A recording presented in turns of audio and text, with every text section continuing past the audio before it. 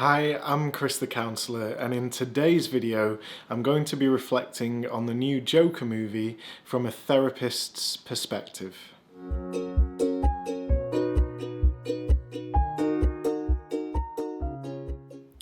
So as soon as the new Joker movie came out, I had a lot of people contacting me saying that they think I love the film, the focus on mental health, seeing the development of a person and also the backstory of the Joker, and they certainly weren't wrong. I love the film in its own right, but at the same time I could see a lot of connections with counselling theory, how we are in the world and how we develop as people, and also the relationship between society and mental health. So in this video I'm going to be exploring some of those elements, giving a bit of an overview of the film, but linking it to counselling theory, mental health, and also how we develop and behave as people. Before I get started, I just want to say a thank you to the user Cantab345 who suggested that I make this video, and I think it's a great suggestion and I really hope this video lives up to what you were looking for. I also want to say before I get started to give you a bit of a spoiler alert. There's definitely going to be plenty of spoilers in this video, so if you haven't seen the movie, then I would suggest seeing the movie first before you watch this video, because I'm probably basically going to outline what happens in the film. If you have an interest in counselling theory and have already seen the movie, or maybe you just want an overview of the movie anyway, then hopefully this video will be what you're looking for. So I want to go from the start of the movie where we're first introduced to Arthur. What we see here is Arthur existing in his day-to-day life. Now it's far from optimal, he's kind of struggling to make ends meet, he's just getting through on a basic job with basic money and still living with and looking after his mum. But what I think this illustrates really well is that how usually as people we try and make the best of the situation that we find ourselves in, and I think the start of the movie is a great example of that. Even though it's not the best conditions and not the best quality of life, Arthur is still trying to enhance his experience and grow and develop as a person. In terms of counselling theory, this links to what's called the actualising tendency, which is a belief that all people have a motivational force which moves us towards growth, development, and ultimately enhancing our experience as humans. I think this is clear to see at the start of the movie, and in fact throughout the entire movie, because what Arthur's doing, no matter what situation he is in as the film develops, he's doing the best that he can to cope with this and enhance his experience as a human in the world. Now, something else I want to look at from the movie is Arthur's laughter. Now, this is present throughout the film and is shown in many different situations and ways. Basically, his laughter is a kind of uncontrollable force that comes out in the most inappropriate situations. He has no control over when and how the laughter happens, and even carries around with him a card that explains the condition, because understandably, people usually act quite strangely when he's laughing in situations that don't seem to warrant laughter. Now, what I thought was interesting about this was that my view changed on the laughter as the film progressed. At the start, when I was seeing his laughter come out in usually uncomfortable situations as an expression of emotion, I thought that the laughter was basically just a sign of his repressed emotions and his day-to-day tension coming out in the only way that his body knew how. Now, Arthur was clearly having to contain a lot in his day-to-day life. He was constantly up against struggle, constantly being ridiculed and dealt a bad hand. And I kind of felt that because Arthur didn't really express this, that maybe the laughter was a kind of expression for everything that he was holding inside and the tension and anxiety that he took into most situations. What I found interesting about this is how it developed. Towards the end of the film, Arthur says to his mother that even though you have told me that my laughter is a condition, I have now realised that it is part of who I am. And this really changed my view on it, and is also interesting in terms of counselling theory. Because what happened here is that rather than fighting his laughter, Arthur actually accepted it and integrated it into who he was as a person. So now it was no longer repressed or denied, but actually became part of his persona, and is obviously a really important part of the character of the Joker. I think this was a really interesting progression through the film, and I was interested in how my view changed in how that developed throughout. What I think this is interesting as part of counselling theory is how we can begin to integrate and accept parts of ourselves that otherwise we try and hide or deny. Now, I think this happens with all of us on some level. It's obviously quite an extreme and noticeable example in Arthur, but I think there are all parts of ourselves that maybe we don't feel we can control or manage, and in fact we struggle with this in day-to-day life. But what happens is when we begin to explore this, and more importantly, accept it and integrate it into who we are, this condition actually eases as a result of that. Now, I think a great example of this is anxiety. Often we can suffer from anxiety, and understandably we want to try and get rid of this. We might not understand it, and we kind of fight against our anxiety. But what can actually happen is that when we begin to accept and understand the anxiety and see it as a part of ourselves, interestingly, that is when the condition actually lessens. It's often the fight and the tension against things that causes the difficulty, and when we begin to accept it, it actually begins to ease. And I think this was illustrated through his laughter in the film, and not only did he only accept it, but he actually integrated it into who he was as a person and said, this is who I am. My laughter is part of who I genuinely am, and I no longer need to repress or hide it. Now, one of the central themes in the film is around mental health, and I thought this was fascinating, not just to look at how it was historically and the impact it had on Arthur, but also the links that we have for present day. Now, Arthur's experience of mental health is that it wasn't really understood, it wasn't supported, and people didn't respect him at all because of the conditions that he suffered with. He said to his social worker, "The worst part about having a mental illness is that people expect you to behave as if you don't." Now, what this is saying is that society's approach to mental illness is that we almost have to pretend as if we don't have it. We have to hide it and act as if we don't have any mental illness. The problem with this is that I think it creates even more tension in those people who suffer from mental illness. What we're having to do is pretend like we don't have a condition, we have to hide it. And the laughter is another example of this. It's almost like he has to try and cover it up and hide it because people react so badly to this. And I think this is really pertinent in society's relationship to mental illness. It was true in the film historically, but I think it's also true to some extent in the present day. When we see people with mental illness or suffering from poor mental health, then our tendency can be to judge and not accept them for who they are.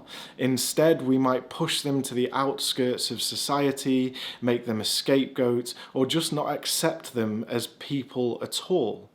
The problem here is that as well as suffering with mental illness, people then have to react to how people are treating them, and this makes the condition all that more worse. Now, I do think we have moved on in terms of our acceptance and understanding of mental illness, but it goes without saying that I still think we have a long way to go, and I think this illustrates really well what people who are suffering with mental health conditions have to put up with day to day in terms of how society approaches them and treats them in the world. I think this was a really important theme in the film and actually gave some really good examples of how it might be if you're suffering with mental illness and how society might treat you. Okay, the next point that I want to make actually follows on from this point, because before I was talking about the impact of not being accepted and not being understood. And what happens about halfway through the movie is that Arthur, for the first time, actually experiences the opposite of these conditions. Whereas up to that point he has faced struggle and ridicule constantly, when the clown movement begins to happen, so people start wearing the clown masks, there's a kind of uprising against the rich and the elite, he sees this as an image himself. In fact, it comes from what he did on the subway when he was dressed as a clown. And what he interprets this as is that he is a bit of a hero.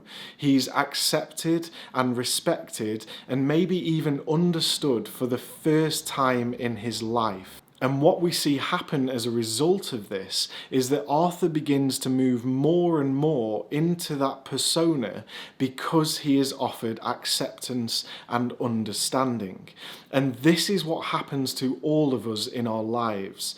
Particularly when we're growing up, we will adapt our behaviour and act in ways that grant us love and acceptance from those around us. We are taught values and how we should be in the world as we're growing up. And because we seek and crave love and acceptance so much, we tend to change as people so that people love and accept us. And sometimes this means that we are denying who we really are as a person. If we are given lessons from our parents about what is right and wrong, we will tend to follow those lessons so that our parents love and accept us. And this makes us feel more worthwhile as people. But instead, the downside of this is that we begin to move away from who we truly are. We are not just replicas of our parents, we have our own identity. But to gain love and acceptance, we tend to deny these true parts of our own identity.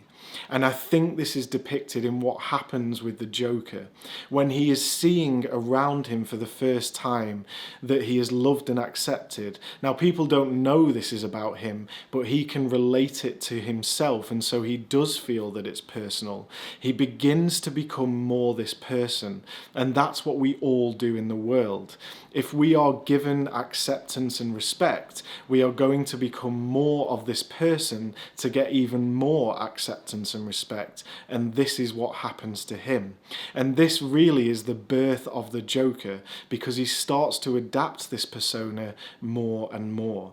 It all started with him shooting 3 guys, and then it makes this behaviour acceptable. It means that he can do this more often because in his eyes he gets a positive result from doing it, and he gets the respect of people around him.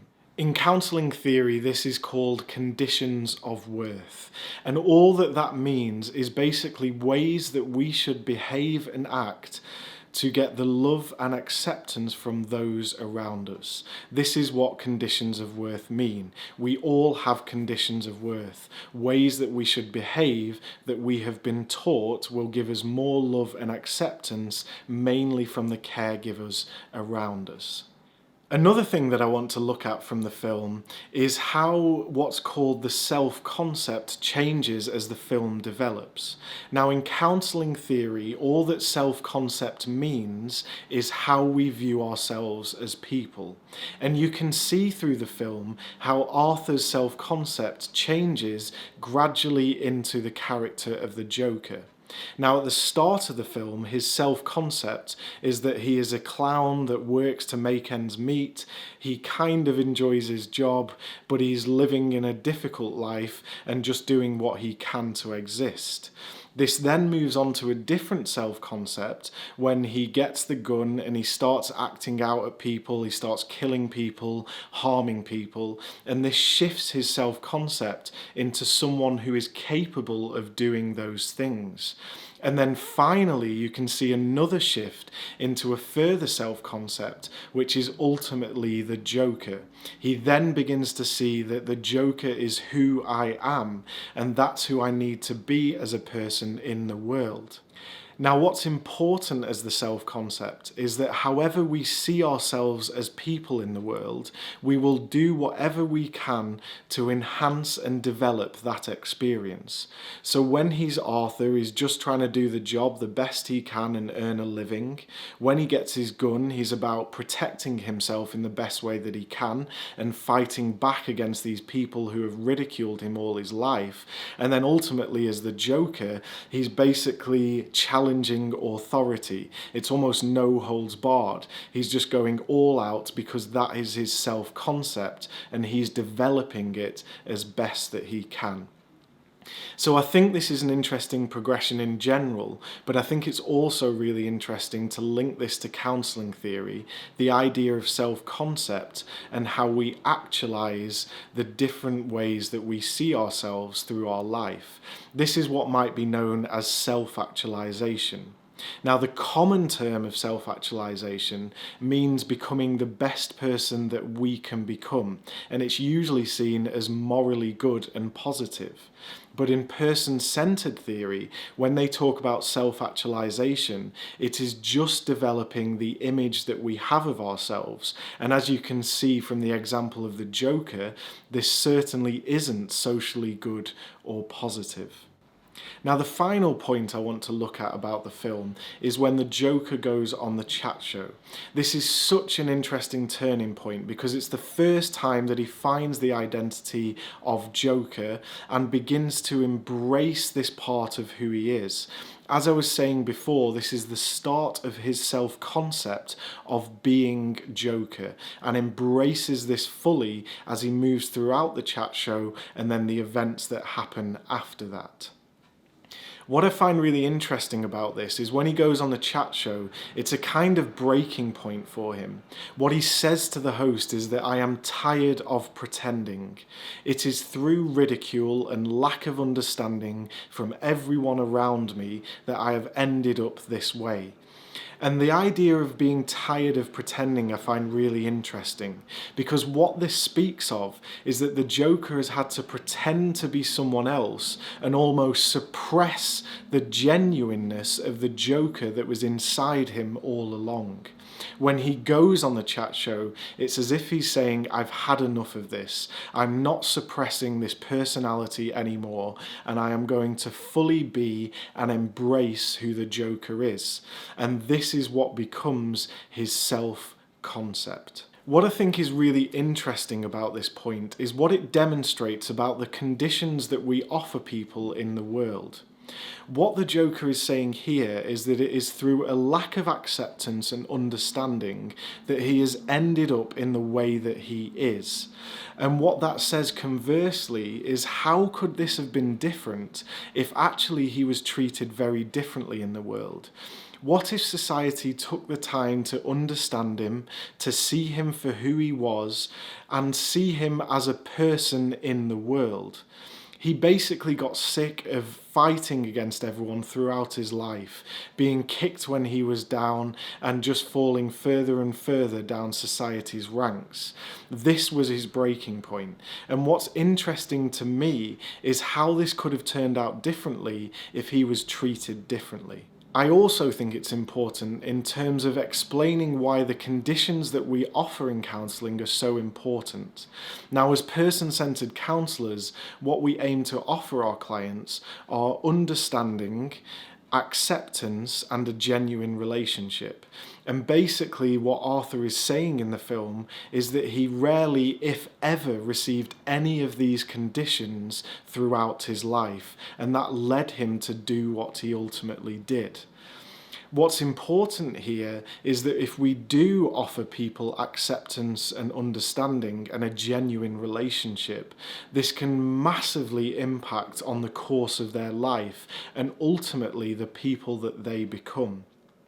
In fact, even watching this film, you can gain some understanding about why he took the path that he did.